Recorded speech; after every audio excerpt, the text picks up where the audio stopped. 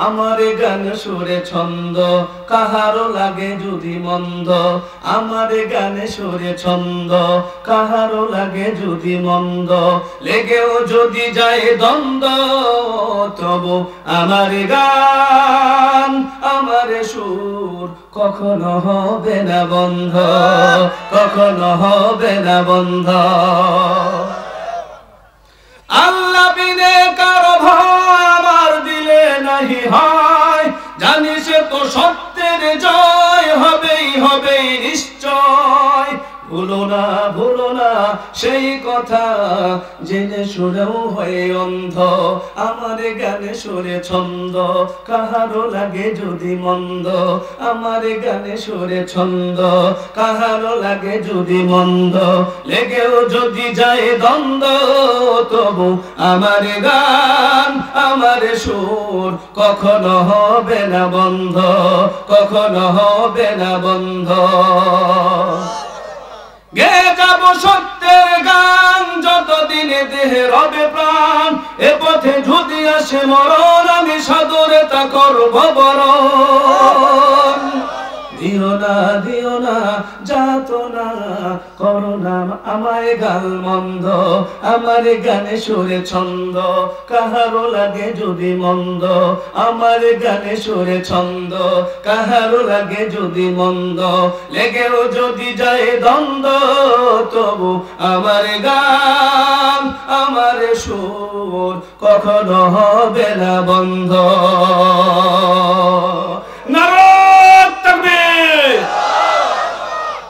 আছেন না যাবেন গাবা? আমি আপনাদের সামনে যে আয়াতে কারিমা তেলাওয়াত করছি এখন সেখান থেকে আলোচনা হবে। যে আলোচনাগুলো হবে এখান থেকে আপনারা শিক্ষা গ্রহণ করবেন। কি গ্রহণ করবেন? শিক্ষা।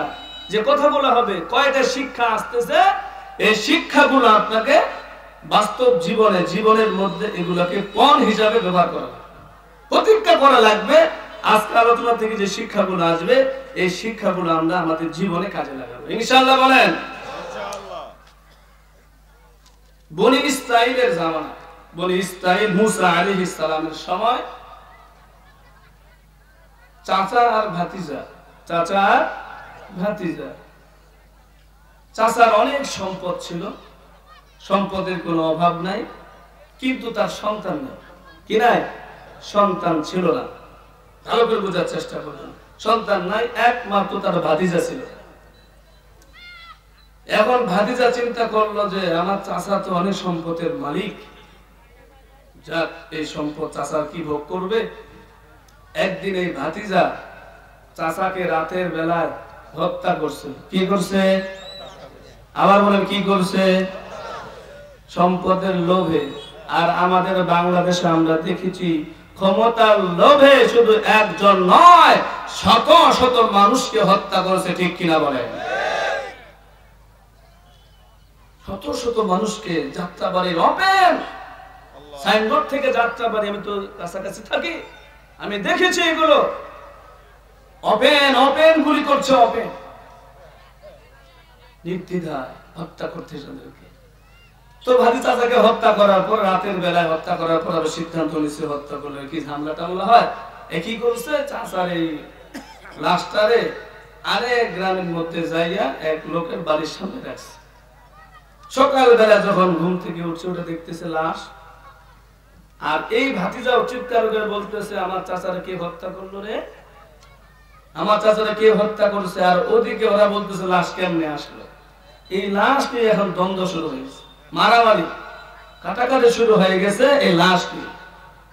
এখন একজন বলতেছে এভাবে মারামারি করলে তো চলবে না, চলো আমরা পয়গম্বরের কাছে যাই, এটা একটা সমাধান করতে হবে তো নাকি, কে হত্যা করছে এটাকে বের করা লাগবে। তো তো সবাই মুসা আলাইহিস সালামের কাছে গেছে, যা বলতেছে পয়গম্বর একটা তো বিপদে পড়ে গেছি, এগুলো কি একটা লাশ নিয়ে খুব মুসিবতে আছে, আপনি এটা একটা সমাধান দেন।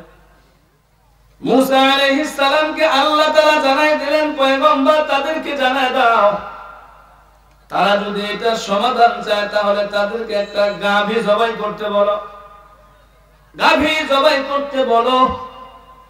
এখন তারা তো বনি ইসরাইল তো গাভী পূজা করে, যখন গাভী জবাই করার কথা বলছে তখন তারা বলতেছে ক্বালু আতাত্তাখিযুনা হুজওয়া, পয়গম্বর আপনি কি আমাদের সাথে উপহাস করতেছেন, ঠাট্টা করতেছেন?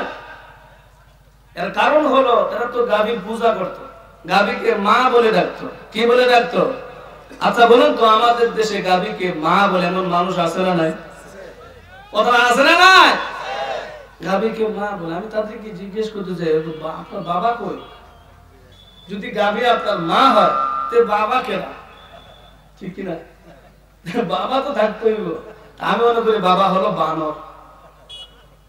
বাবা কি বানর? আমাদের দেশে কত মানুষের পাগলামি দেখবেন। ওই চট্টগ্রামের মধ্যে এক পীর সাহেবের নামে একটা গাভী কিনছে। কি কিনছে? গাভী কিনছে পীর সাহেবের নামে। এই গাভী কিনা গরু কিনা পুরো এলাকার মধ্যে ঘুরতেছে। ঘুরাইয়া কি করে জানে?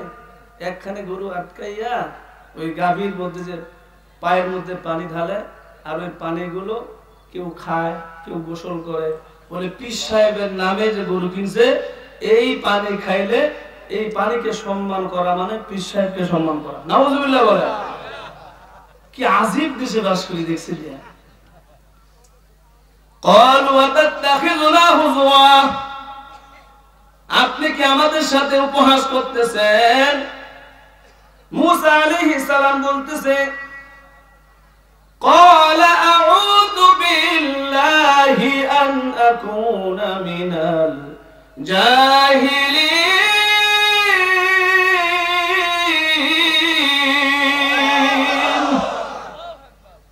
ক্বালা আউযু বিল্লাহি আন আকুনা মিনাল জাহিলিন। পয়গম্বর বলতেছে আল্লাহর কাছে আর সাহায্য চাই মূর্খতা থেকে। মূর্খতা থেকে, কারণ মূর্খরা উপহাস করে, নবীরা কোনোদিন উপহাস করতে পারে না। এবার একথা শোনার পর কোন ইসরাইল বলতেছে তাহলে এখান থেকে আয়াত থেকে কি শিক্ষা? আল্লাহ হুকুম করেছে একটা গাভী জবাই করো, গাভী জবাই করলেই তোমাদের সমাধান হয়ে যেত। কিন্তু তারা কি করলো? নবীকে উপহাস করতেছেন। নবী বললেন না, উপহাস করা আমার এটা নবীর শান হতে পারে না। এখান থেকে শিক্ষা হলো আল্লাহ যেটা হুকুম করছে সাথে সাথে সেটা পালন করা। ঠিক কিনা বলেন? আল্লাহর হুকুমের মধ্যে কলম না ধরা, ধরলেই বিপদ। আমরা তো যুক্তি পেশ করি, আছে না? এমন মানুষ আছে না নাই? যুক্তি পেশ করে শুধু। এখান থেকে শিক্ষা আল্লাহর হুকুম যেটা আসবে সাথে সাথেই পালন করতে হবে, ইনশাআল্লাহ বলেন। এবার তারা দেখেন প্রশ্ন শুরু করছে। এবার প্রশ্ন করা শুরু করছে। কেমন প্রশ্ন দেখেন?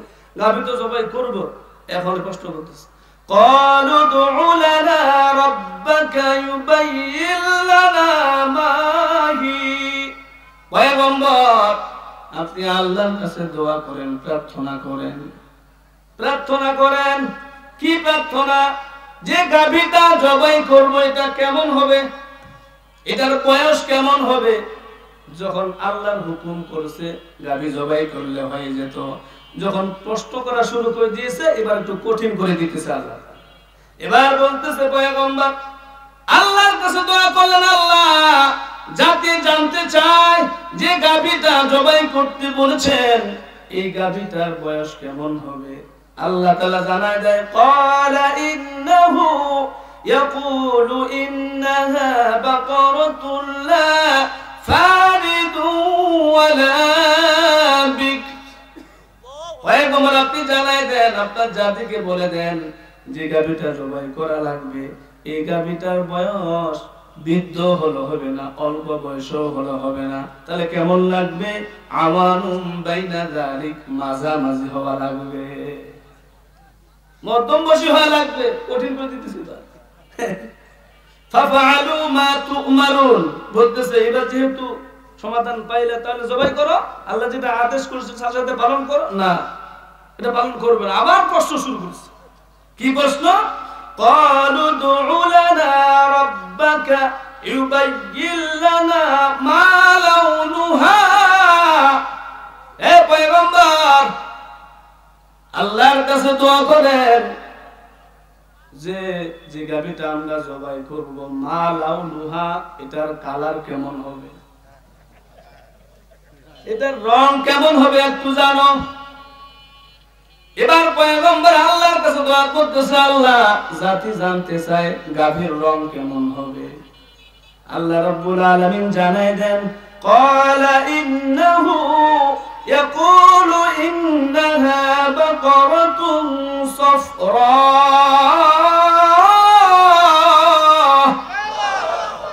পয়গম্বর আপনার জাতিকে আপনি জানাই দেন যে গাভীটা তারা জবাই করবে এই গাভীটার রং হবে হলুদ। জীবনে হলুদ রঙের গাভী দেখছেন নাকি? জীবনে দেখছেন? কত কঠিন হচ্ছে, এজন্য বেশি কষ্ট করা যাবে না। কষ্ট করবেন তো আল্লাহর হুকুমের মধ্যে, কষ্ট বাড়াবেন বেশি বিপদে পড়বে। এখন রং কেমন হবে? ক্বালা ইন্নাহু ইয়াকুলু ইন্নাহা বাকরাতুন সাফরা। যে গাভীটা তারা জবাই করবে এই গাভীটা হলুদ হওয়া লাগবে। শুধু হলুদ হলেই হবে না, ফাকিউল লাউনুহা তাসুরুন নাজিরিন, গাঢ় হলুদ লাগবে, উজ্জ্বল হলুদ লাগবে। তাসুরুন নাজিরিন, শুধু হলুদ হলেই হবে না, এটা যেন মানুষকে, দর্শককে একটু আনন্দ দেয়, দর্শক যেন দেখে আনন্দ পায়, এরকম গাভী লাগবে। কিন্তু কঠিন হয়ে গেল। এবার বলতেছে, ক্বালু দুউ লানা রাব্বাকা ইউবাইয়িন লানা মা হি। আবার বলতেছে আল্লাহকে প্রশ্ন করে, আল্লাহকে জানেন যে গাভীটা জবাই করব হতে হবে মধ্যম বয়সী, আবার হওয়া লাগবে, কঠিন হলুদ, গাঢ় হলুদ লাগবে। এটা তো আমাদের কাছে একটু কঠিন হয়ে গেল, একটু কঠিন না? তা ইন্না বাকরা তাশাবাহা আলাইনা, এটা আমাদের কাছে একটু কঠিন হয়ে যাচ্ছে। তো তখন এই কথা বলার পর তারা বলতেছে, ওয়া ইন্না ইনশাআল্লাহু লামুহতাদুন।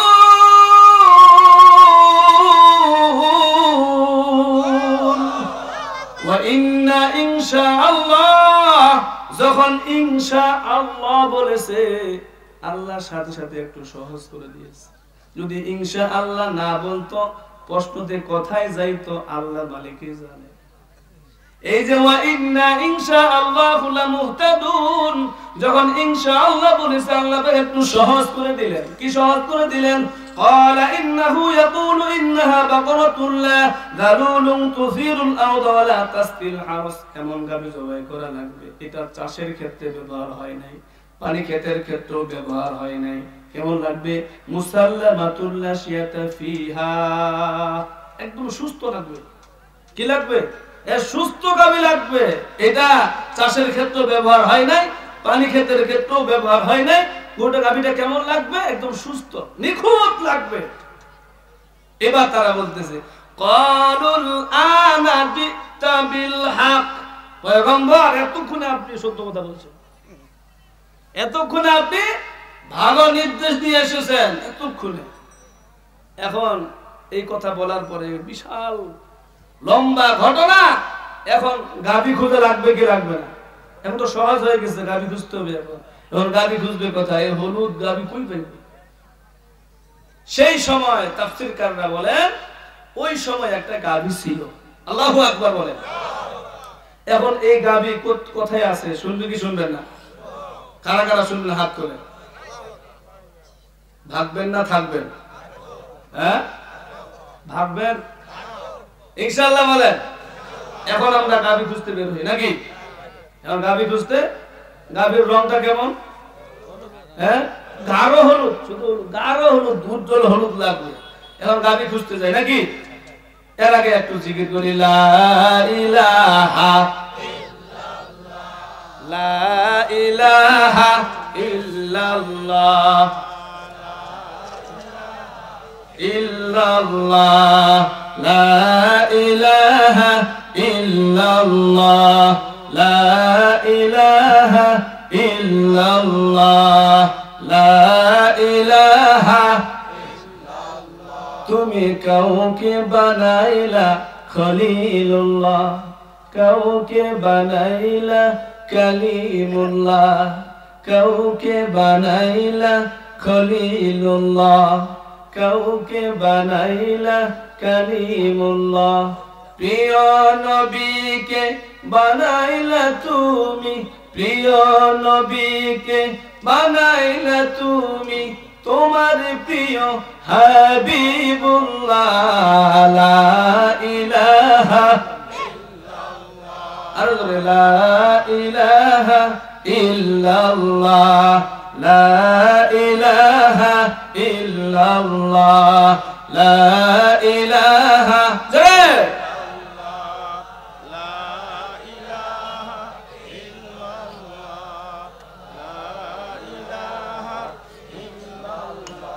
সুবহানাল্লাহ আলহামদুলিল্লাহ লা ইলাহা ইল্লাল্লাহ সুবহানাল্লাহ আলহামদুলিল্লাহ লা ইলাহা ইল্লাল্লাহ লা ইলাহা ইল্লাল্লাহ মুহাম্মাদুর রাসূলুল্লাহ সাল্লাল্লাহু আলাইহি ওয়াসাল্লাম।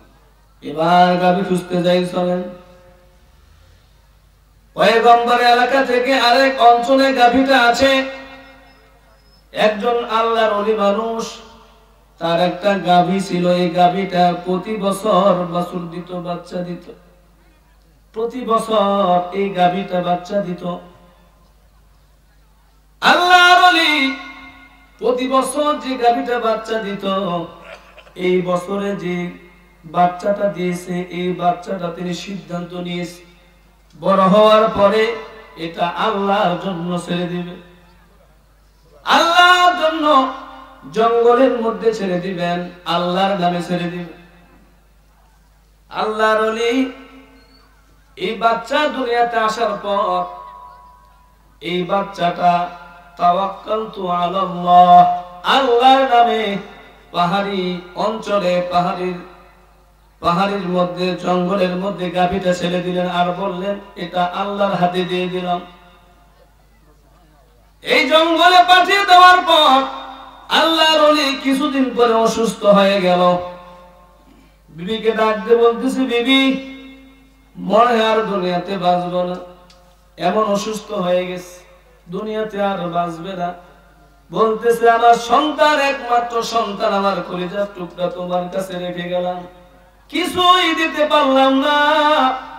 তোমাদের জন্য যে গাভীটা জঙ্গলের মধ্যে রেখে দিয়েছি, আমার সন্তান যখন বড় হবে, আমার সন্তানের জন্য গাভীটা রেখে গেলাম, আল্লাহর নামে ছেড়ে দিয়েছে। নাম বলেছে ইব্রাহিম, ইসহাক, ইয়াকুব, ইসমাইলের চারজন দামি দামি নবীর নাম বলে আল্লাহর নামে জঙ্গলের মধ্যে গাভীর বাচ্চাটা ছেড়ে দিয়েছে। কিছুদিন পরে আল্লাহর ওলি দুনিয়া থেকে বিদায় হয়ে গেল। একমাত্র সন্তান এবং তার মা দুইজন মিলে কষ্ট করে সংসার চালায়। ছেলে কি করে? ছেলে যখন বড় হয়ে গেল, জঙ্গলের মধ্যে যাইয়া কাঠ কাটে, কাঠ জঙ্গলে যাইয়া কাঠ কাইটা সংসার চালায়, যা উপার্জন হয় এটা দিয়ে সংসার চালায়। আমার ভাইরা, এখানে একটা সুন্দর শিক্ষণীয় বিষয় আছে, খুব বেশি মনোযোগ দেওয়া লাগবে। এই যুবক যখন জঙ্গলের মধ্যে যাইয়া কাঠ কাইটা যে উপার্জন হয়, এই সম্পদ গুলো 3 ভাগ করেন। কয় ভাগ? জোরে বলেন, কয় ভাগ করেন? 1 ভাগ এতিম মিসকিনকে দান করে দেন, আরেক ভাগ মাকে দিয়ে দেন, আরেক ভাগ একটা এতিম মিসকিন দিয়ে দেন, আরেক ভাগ মাকে দেন, মাকে সংসারের জন্য কাজে লাগায় দেয়, সংসারের জন্য কাজে লাগায়, আরেক ভাগ আল্লাহর জন্য দিয়ে দেয়।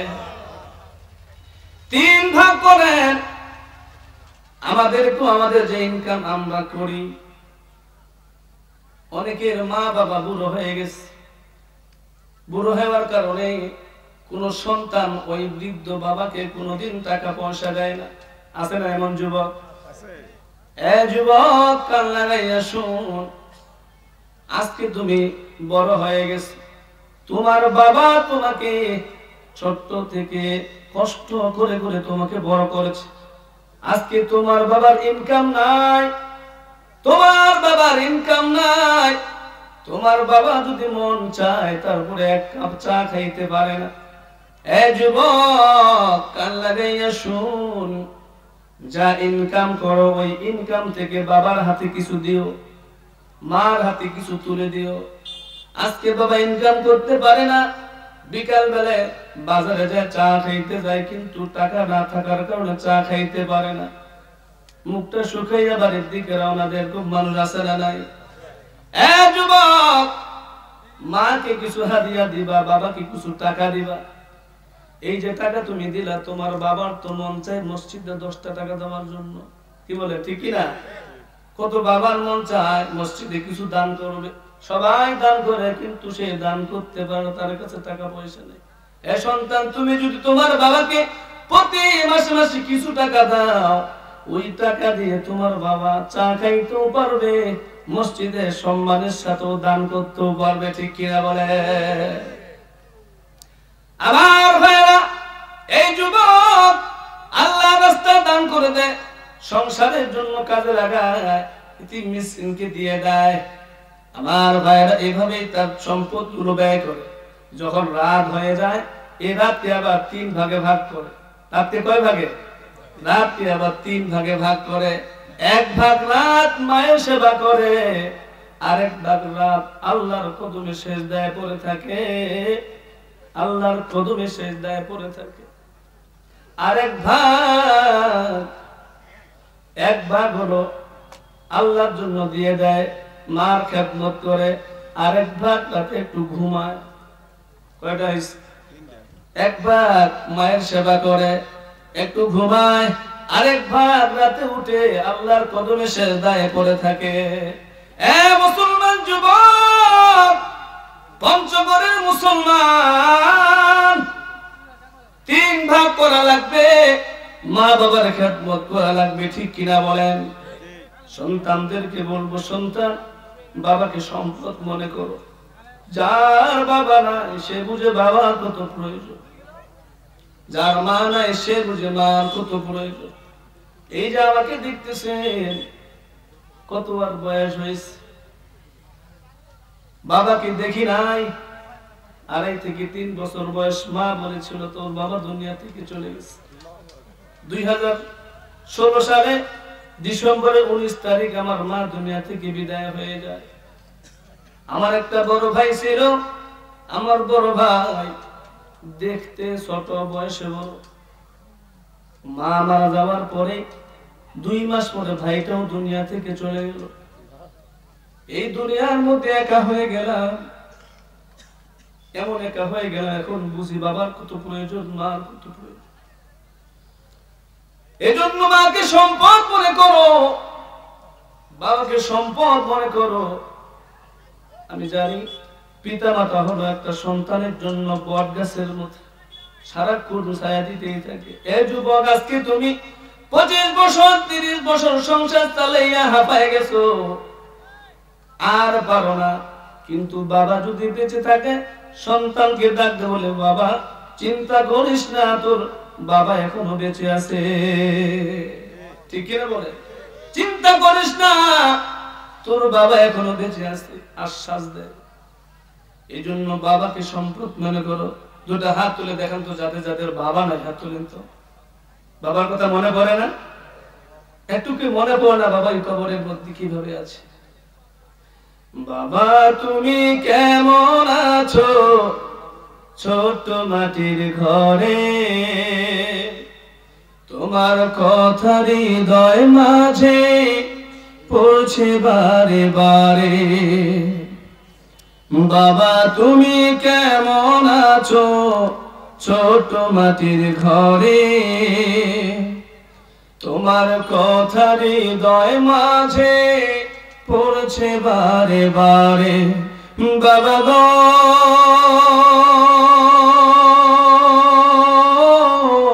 বাবা, বাবা গো বাবা,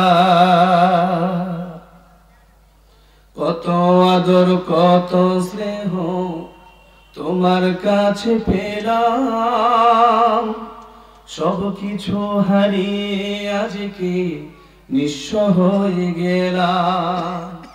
কত আদর কত স্নেহ তোমার কাছে পেলাম, সব কিছু হারিয়ে আজকে নিঃস্ব হয়ে গেলাম। ভালোবাসি তোমায় বাবা, বুকটা যে যায় ছিঁড়ে, তোমার কথা হৃদয় মাঝে পড়ছে বারে বারে। বাবা গো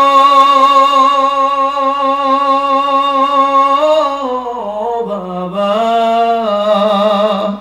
বাবা গো বাবা, তোমার মতো এত আপন পাই না তোমার খুঁজে, তাই তো আজ ঘুমের ঘরে অশ্রুতে যাই ভিজে। তোমার মতো এত আপন পাই না তোমার খোঁজে, তাই তো আজ ঘুমের ঘরে অশ্রুতে যাই ভিজে। সুখে থাকো পরম সুখে জান্নাতের ভিতরে, সুখে থাকো পরম সুখে জান্নাতের ভিতরে। তোমার কথা হৃদয় মাঝে পড়ছে বারে বারে। বাবা গো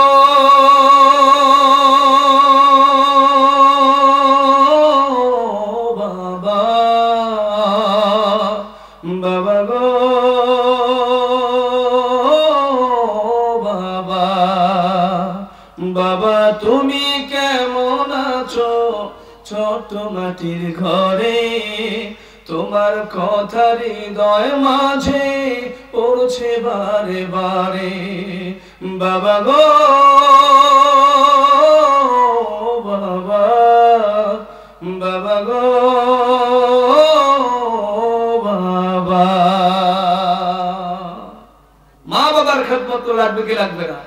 যাদের মা বাবা আছে সম্পদ মনে করে, মাকে সম্পদ মনে করে, বাবাকে সম্পদ মনে করে মার খেদমত করবেন, বাবার খেদমত করবেন। নবী বলেন হুমা জান্নাতুকা ওয়া নারুকা, তোমার মা বাবা তোমার জন্য জান্নাত এবং জাহান্নাম। মা বাবার খেদমত করবে জান্নাতে যাবে, মা বাবার সাথে খারাপ ব্যবহার করবে তোমার জন্য জাহান্নাম রেডি হয়ে আছে। এজন্য মাকে কষ্ট দেওয়া যাবে না, বাবাকে কষ্ট দেওয়া যাবে না। মনে আছে এই গরু গাভীর কথা? এই যুবক এবার রাতকে 3 ভাগ করে, 1 ভাগ রাত মায়ের খেদমত করে, 1 ভাগ ঘুমায়, আর 1 ভাগ আল্লাহর কদমে সিজদায় পড়ে থাকে। দিন যায় রাত যায়, অভাবী সংসার। মা একদিন রাতে বলতেছে সন্তান তোমার অনেক কষ্ট হচ্ছে সংসার চালাইতে, আমি দেখতেছি। এ সন্তান অনেক কষ্ট হচ্ছে তোমার, তুমি একটা কাজ করো, তোমার বাবা তোমার জন্য একটা সম্পদ রেখে গেছে। কি সম্পদ?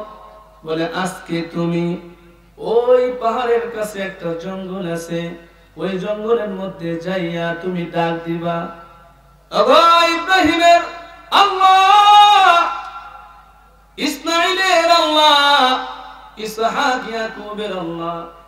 আল্লাহ নামে যখন ডাক দিবা, তোমার বাবা একটা গাভী রেখে গেছে, এই গাভীটা তুমি যখন আল্লাহর নামে ডাক দিবা সাথে সাথে এই গাভীটা তোমার কাছে চলে আসবে। এবার যুবক ওই জঙ্গলের কাছে যাইয়া 4 জন দামি দামি পয়গম্বরের নাম বলে বলে যখন ডাক দিয়েছে, জঙ্গল থেকে একটা ঘোড়া যেমন দ্রুত বেগে ছুটে যায়, ঠিক তদ্রুপ ওই জঙ্গল থেকে, গহীন জঙ্গল থেকে গাভীটা বের হয়ে আসলো। এখান থেকে একটা শিক্ষা হলো, যদি আপনি আল্লাহর নামে আল্লাহর হাওলায় কিছু দিয়ে দেন, কে হেফাজত করে? আল্লাহ। এজন্য যত কিছু করবেন আল্লাহর হাওলায় দিবেন। তাওয়াক্কালতু আলাল্লাহ, ঘর থেকে বের হয়েছেন, তাওয়াক্কালতু আলাল্লাহ, আল্লাহর হাওলায় সব দিয়ে যাবেন, রব্বে কারীম সব হেফাজত করবে। যখন একজন মানুষ আল্লাহকে হাজির নাজির মনে করে আল্লাহর উপর ভরসা করে ঘর থেকে বের হয়ে যাবে, জায়গা পর্যন্ত পৌঁছাইতে আল্লাহ পাক তার পিছনে ফেরেশতা লাগায় দিবে। এজন্য সব কাজ আল্লাহর হাওলায় দিয়ে দিবেন, আল্লাহ তাকে হেফাজত করবে। গাভী যখন চলে আসলো, মা বলছে সন্তান, গাভী আসার পরে এই গাভীটার গলা ধইরা তুমি বাসায় নিয়ে আসবে। কি ধইরা? গলা ধইরা বাসায় নিয়ে আসবে। এবার গাভী আসার পরে গলা ধরছে, আল্লাহ পাক গাভীর জবান খুলে দিয়েছে, বলতেছে যুবক তুমি আমার গলা ধরিও না, তুমি আমার পিঠের মধ্যে উঠো, তুমি আমার পিঠের মধ্যে উঠো। সন্তান বলতেছে না না, মা বলেছে ঘাড় ধরে নিয়ে যেতে বলছে, গলা ধরে নিয়ে যাইতে বলছে, পিঠে উঠতে বলে নাই। মায়ের কথা এখানে একটা শিক্ষা কি, মা বলছে গলা ধরে নিয়ে আসতে হবে, গাভীর উঠে উপরে উঠা চলা যাবে না, গলা ধরে নিয়ে আসবে তুমি। গাভী বারবার বলতেছে তুমি আমার উপরে উঠো, বলে না আমার মা বলেছে গলা ধরে নিয়ে যাবে। এবার গলা ধরে বাসায় নিয়ে গেল, বিকেল বেলায় বাজারে উঠাইল। গাভীর রং কেমন? হলুদ, গাঢ় না, একদম উজ্জ্বল গাঢ় হলুদ। বিকাল বেলা বাজারে নিয়ে যাবে, মা 3 দিরহাম তুমি বিক্রি করবে, তবে বিক্রি করার আগে আমার কাছে অনুমতি নেবে, আমার কাছে অনুমতি নিয়ে তুমি গাভীটা দিবে। এবার বাজারে নিয়ে গেছে, আল্লাহ এবার পরীক্ষা শুরু করছে। কি পরীক্ষা? আল্লাহ তাআলা একজন ফেরেশতা বেশে ওই গাভী ক্রয় করার জন্য ফেরেশতা পাঠাইছে। আবার ভাইরা যখন বিকাল বেলায় গাভী নিয়ে গেল, গাভী নিয়ে যাওয়ার পর আল্লাহ তাআলা ফেরেশতা পাঠাই দিয়েছে ক্রয় করার জন্য। যায় বলতেছে দাম কত? বলে 3 দিরহাম। শর্ত হলো মার কাছে অনুমতি নেওয়া লাগবে। ফেরেশতা বলতেছে আমার সময় নাই, আমার কোনো সময় নেই, তোমাকে আমি 6 দিরহাম দেই, তাড়াতাড়ি দিয়ে দাও। না না, মা বলেছে 3 দিরহাম দিব, ঠিক আছে, অনুমতি নেওয়া লাগবে। এবার গাভীটা বাসায় নিয়ে গেল, বলতেছে মা 3 দিরহাম বলছিলাম, কিন্তু একজন মানুষ এসে বলতেছে 6 দিরহাম দেওয়ার জন্য। মা চিন্তা করলেন বাজার দর ভালো, বাজার দর কি ভালো। পরের দিন আবার গাভী হাটে উঠেছে, ওঠার পরে এবার 6 দিরহাম বিক্রি করতে বলছে, অনুমতি নেওয়া লাগবে মার কাছে। এবার ফেরেশতা আবার হাজির, আয়েশা বলতেছে 6 দিরহাম না, আমি তোমাকে 12 দিরহাম দেব, তাড়াতাড়ি দাও। বলেন না, মার কাছে অনুমতি নেওয়া লাগবে, মার কাছে অনুমতি নেওয়া লাগবে। এবার বলতেছে না 24 দিরহাম দিন, তারপরে তাড়াতাড়ি দেব। না, মার কাছে অনুমতি নেব তারপরে দেব। এবার যখন গাভী আবার বাসার মধ্যে নিয়ে এসেছে, মা বুঝতে পারছে এটা সাধারণ মানুষ না রে, যেভাবে দাম বাড়াইতেছে এটা সাধারণ মানুষ হতে পারে না, এটা একজন অসাধারণ মানুষ হবে। এবার 3য় দিন যখন বাজারে উঠাইছে, ওঠার পরে যখন ওই ফেরেশতা বলতেছে ডবল দিব, ডবল। বলে না, ডবল না, আজকে আপনি যদি এই গাভীর চামড়া সিলাইয়া, চামড়া বিছাইয়া যতটুকু স্বর্ণ হবে এত পরিমাণ স্বর্ণ দিয়ে গাভীটা তোমাকে ক্রয় করা লাগবে, গাভীটা ক্রয় করা লাগবে। আমার ভাইরা, এবার এই যিনি ক্রয় করবেন গাভী, এই ফেরেশতা বলতেছে তোমার মা বড় খুব চালাক, তোমার মা চালাক, তোমার মা আমাকে চিনতে পেরেছে। এ যুবক চিন্তা করিস না, চিন্তা করিস না, কিছুদিন পরে একদল লোক আসবে এই গাভীটা কেনার জন্য, তবে তুমি তার কাছে এমন দাম ধরবা, আমার কাছে যেটা চাইছো সেটা। বলে কেমন দাম? এই গাভী জবাই করার পর চামড়া বিছাই দিতে বলবা, এই চামড়ার মধ্যে যত পরিমাণ স্বর্ণ ধরবে ওই পরিমাণ স্বর্ণ দিলে গাভী বিক্রি করব, না হলে করব না। এবার একদম মানুষ হাজির। কিছুদিন পরে গাভী লাগবে, হলুদ গাভী, আর তো গাভী না, একটাই তো আছে। আবার কিছু চালাক বনি স্টাইল, এরা বলতেছে এত দামে গাভী কিনা যাবে না, তাই বেশি দাম চাইতেছে, কিনা যেত না। কিন্তু না, গাভী কিনে লাগবে। ওই যে মানুষ হত্যা করেছে, কে হত্যা করেছে বার করা লাগবে কি লাগবে না? এবার বনি ইসরাইলরা চিন্তা করলো যত টাকাই লাগুক না কেন গাভী কিনা লাগবে, কারণ বিপদ, কঠিন বিপদের মধ্যে আছে। এবার সিদ্ধান্ত নিল। কেমন সিদ্ধান্ত? বলে চামড়া বিছাই দিয়া ওই পরিমাণ স্বর্ণ দিয়া হলো গাভী কিনে নিয়ে গেল। রব্বে কারিম এই কথাটা যখন গাভী নিয়ে গেল, গাভী যখন কিনে নিয়ে গেল, রব্বুল আলামিন জানাই দিয়েছে, এই বনি ইসরাঈলরা তোমরা এই গাভীটাকে জবাই করো। গাভী জবাই করার পর এই গাভীর একটা অংশ মৃত ব্যক্তির শরীরে আঘাত করো। আঘাত করার সাথে সাথে এই মৃত ব্যক্তি জীবিত হয়ে বলে দিন আমাকে কে হত্যা করেছে। আল্লাহু আকবার বলেন, আমাকে কে হত্যা করেছে সেই বলে দিবে। কেমন ভাবে আল্লাহ বলতেছেন এটা? ফাকুল্লা তুরিবুহু বিবাদিহা, গাভীটা নিয়ে আসার পর রব্বে কারীম ডাকতে বলেন তোমরা এই গাভীটা জবাই করো। জবাই করার পর বিবাদিহা, এই গাভীর একটা অংশ দিয়া মৃত ব্যক্তিকে আঘাত করো। কাযালিকা ইউহিল্লাহুল মাউতা, তারা যখন গাভীর একটা অংশ দিয়ে মৃত ব্যক্তিকে আঘাত করলো, সাথে সাথে মৃত ব্যক্তি জীবিত হইয়া বলতেছে অমুকে আমাকে হত্যা করেছে, অমুকে আমাকে হত্যা করেছে। কাযালিকা ইউহিল্লাহুল মাউতা, আল্লাহ পাক এমনি করে মৃত ব্যক্তিকে জীবিত করে, জীবিত করে।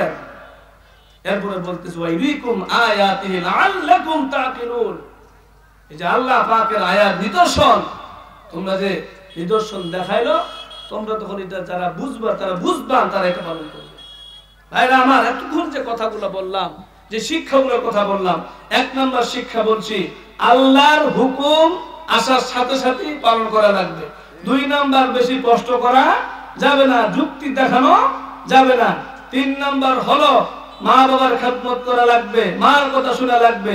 চার নাম্বার হলো তাওয়াক্কালতু আলাল্লাহ, সব ব্যাপারে সব কাজের মধ্যে আল্লাহর উপরে হাওলা করে দিবেন। আল্লাহ পাক সমস্ত কাজকে আল্লাহ পাক হেফাজতের মধ্যে আল্লাহ পাক সমাধান দিয়ে দিবেন। ঠিক কিনা বলেন?